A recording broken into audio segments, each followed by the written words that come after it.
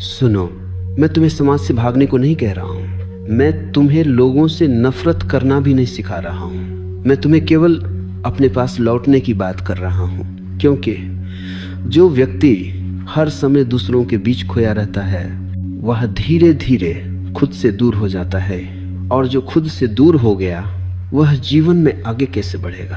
अकेले रहो, इस वाक्य को गलत मत समझ लेना। अकेले रहने का अर्थ अकेलापन नहीं है। अकेले रहने का अर्थ है अपने साथ सहज होना।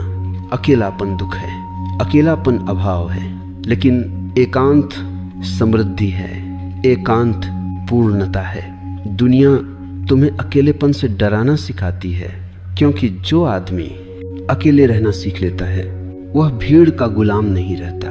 भीड़ चाहती है कि तुम हमेशा बोलते रहो, बताते रहो, समझाते रहो, साबित करते रहो, क्योंकि जो आदमी लगातार बोलता रहता है वह सोच नहीं पाता, और जो सोच नहीं पाता वह जाग नहीं पाता।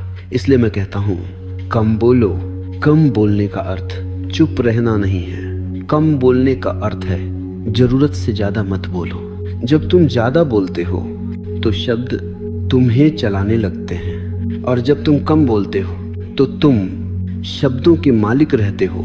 ध्यान से देखो, जिस आदमी को हर बात पर कुछ कहना है वह भीतर से अशांत है। शांत आदमी अपनी उपस्थिति से बोलता है, अशांत आदमी अपने शब्दों से शोर करता है।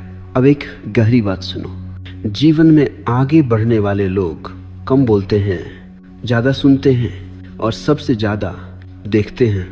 देखना सबसे ऊंची क्रिया है, क्योंकि देखने में अहंकार नहीं होता। जब तुम बोलते हो तो तुम केंद्र में आ जाते हो, जब तुम देखते हो तो सत्य केंद्र में आता है। अब एक दृष्टांत सुनो। एक युवक हमेशा बोलता रहता था, हर सभा में, हर चर्चा में, हर जगह वह अपनी राय देता था।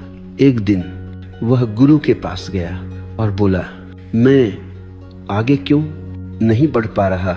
गुरु ने कहा, क्योंकि तुम हमेशा बाहर बहते रहते हो। गुरु ने उसे 1 सप्ताह मौन में रहने को कहा। पहले दिन वह बेचैन रहा, दूसरे दिन उसने खुद को सुना, तीसरे दिन उसने अपने विचारों को देखा, 7वें दिन उसने कहा, मैं बदल गया हूँ। गुरु मुस्कुराया और बोला, नहीं, तुम मिले हो। अकेले रहो ताकि तुम अपने भीतर उतर सको। कम बोलो ताकि भीतर की आवाज सुनाई दे सके, और जब भीतर की आवाज सुनाई देने लगे तब जीवन में आगे बढ़ना, संघर्ष नहीं रहता, क्योंकि तब तुम किसी और की नकल नहीं करते, तब तुम अपने स्वभाव से चलते हो। याद रखो, दुनिया में आगे बढ़ने वाले भीड़ से नहीं, एकांत से पैदा होते हैं। भीड़ सिर्फ रास्ता देती है, एकांत दिशा देता है। सुनो, अब हम उस जगह पहुंच रहे हैं जहां से अधिकांश लोग पीछे लौट जाते हैं। उस जगह का नाम है डर। तुम कहते हो, मुझे अकेले रहना अच्छा नहीं लगता, लेकिन सच यह नहीं है। सच यह है, तुम्हें अपने साथ रहना अच्छा नहीं लगता। अकेलेपन से कोई नहीं डरता। डर लगता है अपने ही भीतर उठती आवाजों से। जब तुम अकेले होते हो तो कोई नहीं रहता जिससे तुम भाग सको, न दोस्तों, न मोबाइल, न बातचीत।